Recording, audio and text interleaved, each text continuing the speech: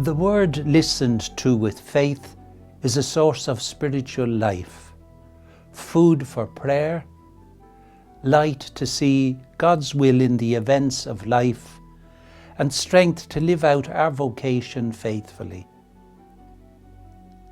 With the sacred scriptures daily in hand, we welcome the word as Mary did and ponder it in our heart, so that it will bear fruit and we may proclaim it with zeal. I want to look at this Sunday's Gospel passage from Luke and see what it says about Jesus. And also look at Don Bosco, whose feast is the 31st of January, to see what the passage tells us about him and what it might mean to us. First of all, Jesus. Luke presents Jesus as moved by the Spirit and setting out for the villages in Galilee to proclaim the good news of the kingdom of God.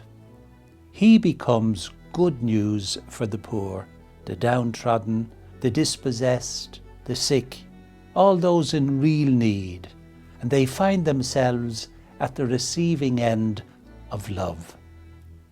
He becomes a byword all over the district. And finally, he reaches his hometown of Nazareth. You can imagine him renewing his acquaintances with the lads and neighbours with whom he grew up. And on the Saturday after he arrived, he goes to the synagogue as usual.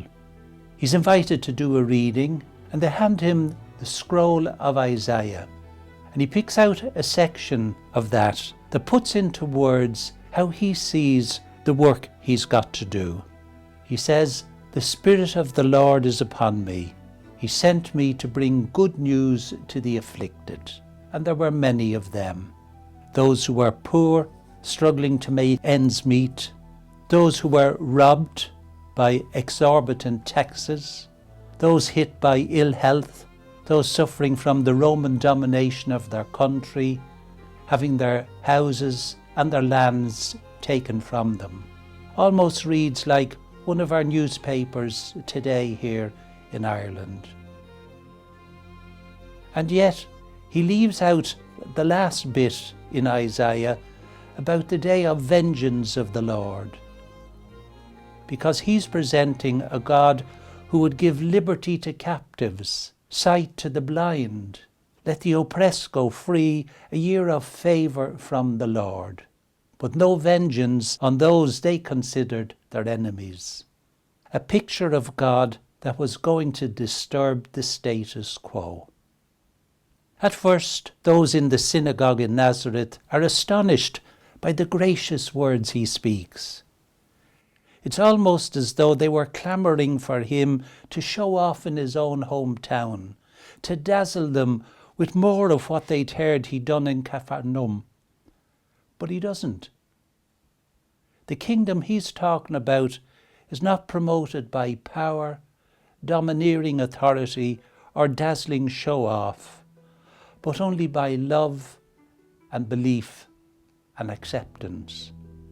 In fact, at the end of this visit to Nazareth and right to the end of his short life, his way will be opposed and he'll be rejected and fought against and he'll be finally killed. And yet, today his words are, "God's Spirit is in my heart. He's called me and set me apart. This is what I have to do. He sent me to bring good news to the poor." Second of all, Don Bosco. From his boyhood, he was driven by the sense that God wanted him to bring good news to young people, especially those most in need. The ones who'd come from the countryside into the growing industrialised city of Turin, far from home and family, left abandoned to their own devices, and an easy prey to idleness, exploitation, delinquency and prison.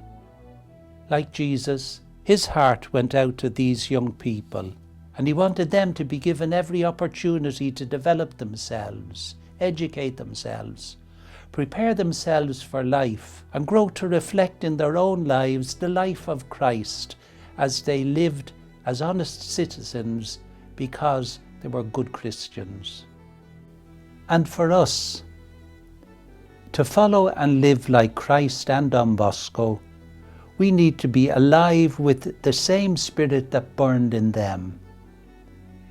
It means to be renewed in an alive sense of the needs of today's young people, especially those abandoned to their own devices, whose needs get ignored or dismissed, or thought of as stupid rather than as people with difficulties they need to be helped to overcome, and to bring them what will prove to be good news for them, an experience to provide them with what they need and prepare them to take their rightful place in life, and that can reveal to them that Father whose bowels were so moved when one of his sons came to his senses and realized what his Father's kingdom was really about.